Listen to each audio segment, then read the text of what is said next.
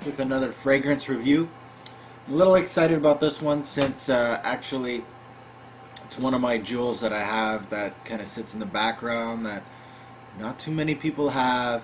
Kind of like it that way, but it's about time for me to review this sucker and let you guys know what I think about it.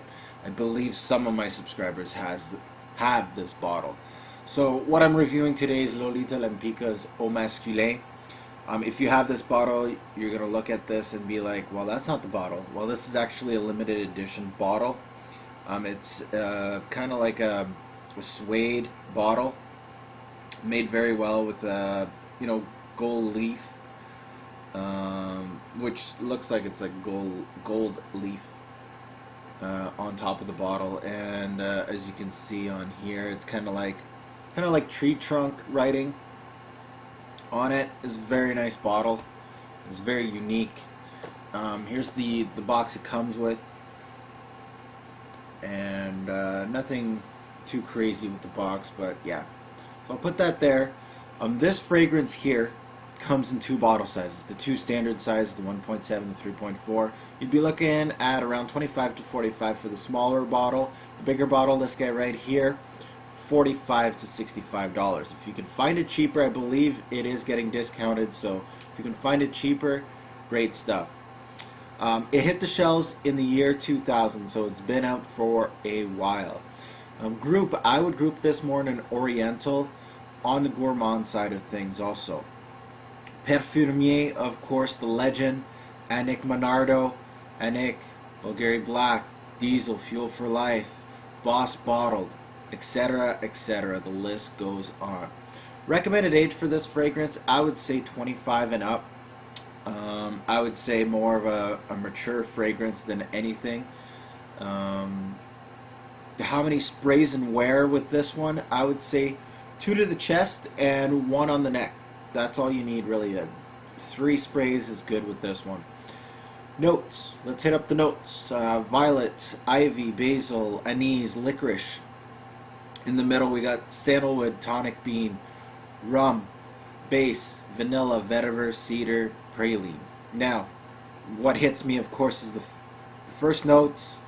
We're going to get some licorice in there, some anise. So I'm thinking black licorice. In the middle notes, I'm thinking, well, there's rum and sandalwood, so maybe more wood and maybe a liqueur type of thing going on. And of course, in the base, at the end of the fragrance, vanilla, so an ambery, maybe more of a powdery fragrance. So let's see what we got. Right off the bat, I get the violet, the praline, the anise, the licorice. Very sweet. This is what's going to make it or break it for you usually.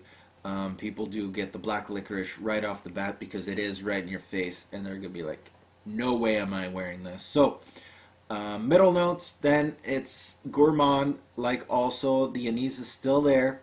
The violet is still, it's kind of like running away from the fragrance, so it's still there, but it's going away. And then there's that rum note, so it kind of gives you like a black liqueur, if you know what I mean. And of course, in the base, the vanilla moves in with the base. It meshes well with the green notes and the anise accord, and it gives you more of a Le Mal feel. If anybody knows Le Mal, the dry down of Le Mal, that's what I get. So it's kind of like a really sweet fragrance, really dark gourmand going in, and then like almost like an hour later, it's powdery fresh. So it's kind of a different fragrance.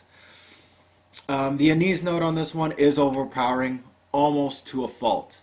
A lot of people are going to say, no, it is to a fault. All I get is anise, black licorice with this one.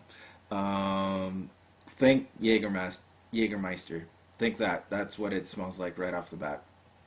Now the anise, the vanilla stand out, but the violet and woods also run in the background. So really the main points are the vanilla and the anise. There's sweet powder underneath. Once it dries down, that's your vanilla. It's sweet, but not candy sweet. It's like more like a floral sweet, as you can think about Le Mal. That's what I'm thinking. This is one of the few frags that I own that get people talking when I wear it. This is why it's one of my favorites. It's totally, it's like having two fragrances in one. That's what I'm thinking. There's almost like a tobacco feel with the rum flavored. You know those little cigars. I don't know if anybody really likes those. The little ones that are actually like dipped in cognac. I think. I'm thinking that like a tobacco with like dipped in rum. The vanilla and woods complement the anise very well. It's more like a gourmand, boozy fragrance right off the bat. This is seduction in a bottle. It's perfectly balanced fragrance. I really like when it goes from one end to another. It does it very smoothly. It's not like 1 minute you're smelling it and then the next minute it's something totally different. It actually goes and it goes through the dry down and then you can feel it and it's coming and boom, it changes. So it's kind of really, really awesome. It gives you like that gingerbread type of feel to it, as you can see with the sweetness. You'll get kind of like a gingerbready type of fragrance in here, and of course, turns into the base with the vanilla sweet. So why would you hate this fragrance? The anise, of course, licorice, the black licorice, not something for everybody. Also, this could be, I would say, a unisex fragrance. I'm actually going to put this more of a unisex. I know it says au masculin, which means men in English, so I think this could be worn by a woman and still be really seductive. And the Jägermeister appeal to it. Jägermeister, if you've had bad experiences with it, I don't think you'll like this. So, style, I would say more of a romantic, intimate type of fragrance. This is definitely a night out type of fragrance. Very modern. Bottles.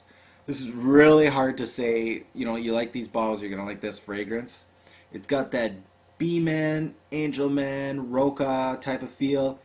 Body Kuros, Le Mal. So it kind of goes like, it's basically putting some of my favorites all together. So this one's really a jewel in my collection. Buy, try, or pass.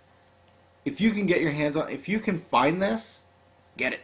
Just get it. Don't even think about it. Just get it. Just buy it. Buy this fragrance. If you can get the 1.7 ounce, if you can get it for $25, you won't go wrong. So guys, Lolita Lempicka Masculin. Let's rate this. Let's hit up longevity. Longevity gets a 7 out of 10. Reason why, it's kind of spotty at times. Sometimes I get 10 plus hours. Other times I only get like 5 to 6 hours. Either way, the minimum 5 to 6 hours is going to give it a 7 out of 10. It would have got a higher mark if it kept going 10 plus, but I can't give it. But either way, very good longevity on this fragrance. Projection, 8 out of 10. I get great sillage with this fragrance. I don't know about other people, but this one is great on my skin. People can smell me like crazy with this one. Great for a night out. So it does get an 8 out of 10. Versatility, 8 out of 10 also. Versatility, great for a date. Great for a black tie event, dinner, movie. Basically an evening fragrance. Occasions would be more of an intimate, a special occasion, so basically a date fragrance. If you're going out, season would be more of a fall and winter fragrance. So yeah, it does get an 8 out of 10. It's not the most versatile fragrance at all, but it does what it has to do very well. Overall, smell, compliments, I'm giving this one a 10 out of 10. This is one of my hidden jewels. I didn't want to review it, just not to let everybody know about it, but I got to get the word out.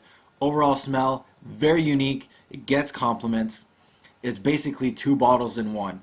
I get, like a Body Kuros, Roca, Angelman thing going on right off the bat, and then it kind of dries down to more of a Le Mal feel with like kind of Roca thrown into it. So it's really, really unique fragrance.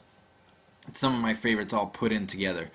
And, well, the overall mark for this one, 8 out of 10 bottles, guys. A very good score for this underrated fragrance. If you have a chance, you see it in an outlet store or something like that, which this probably would be, definitely get your hands on it.